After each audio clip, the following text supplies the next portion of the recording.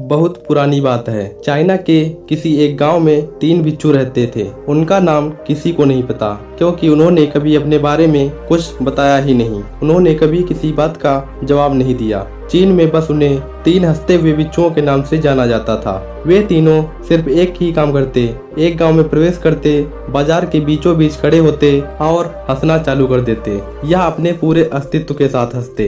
अचानक लोगों का ध्यान उनकी तरफ खींचा चला आता और धीरे धीरे उनके सामने लोगों की भीड़ चारों तरफ जमा हो जाती। वे इतनी एकाग्रता और संपूर्णता के साथ हंसते कि उनकी हंसी देखकर सारा गांव हंसने लग जाता। जब वह पूरा गांव हंसी के समुद्र में डूब जाता तो वे दूसरे गांव चले जाते। वे ना तो कुछ बोलते थे, ना ही कुछ उपदेश देते थे और ना ही कोई शिक्षा। वे जहां भी जाते अपनी हंसी से ऐसा माहौल बना देते कि लोग अपने सारे दुख दर्द भूलकर बस हंसने लग जाते। धीरे धीरे चाइना के लोग उन्हें बहुत ज्यादा प्यार करने लगे और वह पूरे चाइना में फेमस होते गए 3 लाफिंग मॉन्क के नाम से। चीन के लोग उन्हें बहुत प्यार करते और उनका सम्मान करते। इससे पहले और उनके बाद भी कभी किसी ने इस तरह से प्रचार नहीं किया कि जीवन केवल एक हंसी होना चाहिए और कुछ नहीं। वे विशेष रूप से किसी पर नहीं हंसते, वे बस हंसते जैसे कि उन्होंने ब्रह्मांडी मजाक को समझ लिया हो, जैसे कि उन्होंने ईश्वर के मजाक को समझ लिया हो। और उन्होंने एक शब्द का उपयोग किए बिना पूरे चाइना में इतना आनंद फैलाया कि जितना आज से पहले किसी ने ना फैलाया हो। लोग उनका नाम पूछते लेकिन वे बस हंसते। इस तरह से उनका नाम बन गया 3 लाफिंग मॉन्क, यानी 3 हंसते हुए बिच्छू।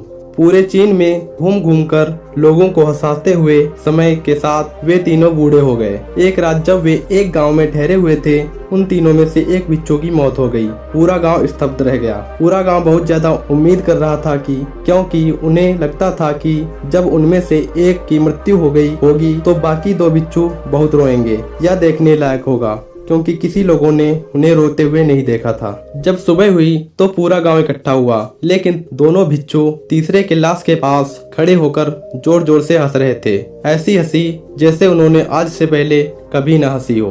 गांव के कुछ बड़े बुजुर्गों ने उन्हें समझाने की कोशिश की कि यह आपका साथी था और इसकी मृत्यु पर आपको हंसना नहीं चाहिए। तब उस दिन पहली बार उन बिच्छुओं ने लोगों से बात की और कहा, हम हंस रहे हैं क्योंकि यह आदमी जीत गया है। हम हमेशा सोचते थे कि पहले कौन मरेगा, लेकिन इस आदमी ने पहले मरकर हमें हरा दिया। हम अपनी हार और इसकी जीत पर हंस रहे हैं। इसके अलावा ये कई वर्षों तक हमारे साथ रहा। हम एक साथ हंसे, हमने एक दूसरे की मौजूदगी उपस्थिति का आनंद लिया। उसे अंतिम विदा देने का इससे बेहतर तरीका और क्या हो सकता है। हम केवल हंस सकते हैं। लेकिन पूरा गांव उदास था। जब मृत बिच्छू के शरीर को अंतिम संस्कार के लिए चिता पर लेटाया गया तो सारे गांव वालों को एहसास हुआ कि शेष बिच्छू केवल मजाक नहीं कर रहे थे। वो तीसरा जो मृत था वह भी हंस रहा था। चीन में यह प्रथा थी कि जब एक इंसान की मृत्यु हो जाती थी तो उसके पुराने कपड़े उतार कर उसे नहला धुलाकर नए कपड़े पहना दिए जाते थे। लेकिन मरने से पहले उस बिच्छू ने अपने साथियों से अपने कपड़े न बदलने के लिए कहा था। तीसरे बिच्छू ने कहा था कि मुझे स्नान मत करवाना, क्योंकि मैं कभी अशुद्ध हुआ ही नहीं। मेरे जीवन में इतनी हंसी आई कि कोई अशुद्धता जमा ही नहीं हो सकती थी। मैंने कोई धूल जमा नहीं की है।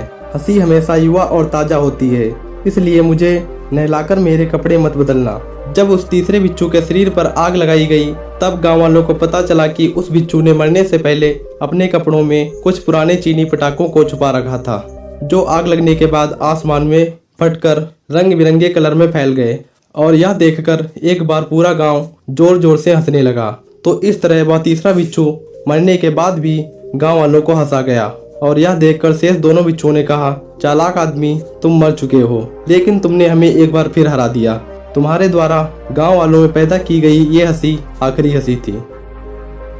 दोस्तों, आपको यह 3 हंसते बिच्छुओं की कहानी कैसी लगी हमें कमेंट करके जरूर बताएं।